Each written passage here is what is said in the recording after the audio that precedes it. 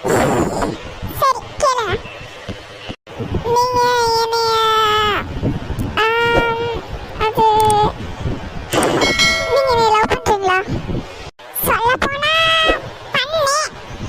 நான் லவ் பண்ணது வந்துட்டு உங்களை பார்த்தோ இல்லை நீங்கள் இந்த ஆஃபீஸில் வேலை செய்கிற மெத்தட்ஸை பார்த்தோ இல்லை உங்கள் மைண்டை பார்த்தோ இல்லை.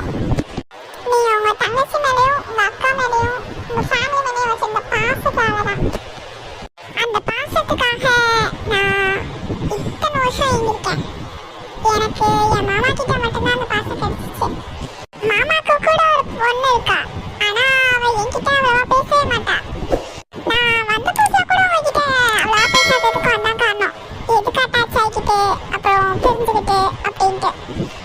ஆனால் ஒரு நாள் நான் உங்களுக்கு கால் பண்ணி ப்ராஜெக்டை பற்றி பேசிட்டு இருக்கையில உங்கள் தங்கச்சி அங்கே பேசையில ஒரு நிமிஷம் மேம் அவள் கூப்பிடுறா நான் போயிட்டு வந்துடுறேன் அப்படின்னு சொல்லிட்டு போனீங்க பார்த்தீங்களா.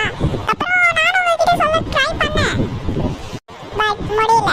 அன்னைக்கு ஆண்டி கிட்ட சொல்லலான்னு தான் வந்தேன். ஆனால் நீங்கள் இப்படி பண்ணுவீங்க நான் யோசிச்சு பார்க்கல.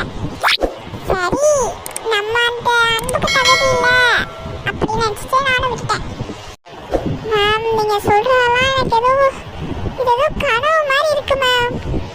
அப்படியே நினச்சிக்கோங்க சுபின், அதுதான் உங்களுக்கும் நல்லது எனக்கும் நல்லது. மேம் எனக்கும் உங்களை பிடிக்காமலாம் இல்லை, எனக்கும் பிடிக்கும்.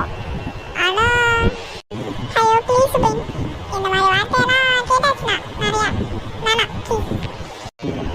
சரி மேம், ஆனால் நீங்கள் எதுக்கு இப்போ மேரேஜ்க்கு ஒத்துக்கிட்டீங்க? ஏன்னா இதே யோசிச்சுட்டு இருக்க முடியாதுல்ல. நம்ம சந்தோஷத்துக்கு தான் எதுவும் கிடைக்கல, அட்லீஸ்ட் மாமாவோட சந்தோஷத்துக்காகவாது பண்ணலான்னு.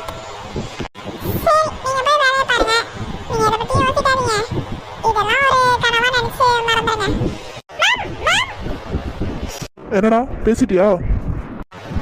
பேசிட்டேன். நீ சொன்னது கரெக்டு தான். என்னது? அவங்க என்னை லவ் பண்ணுறாங்க. அது தெரிஞ்ச விஷயம்தான். வேற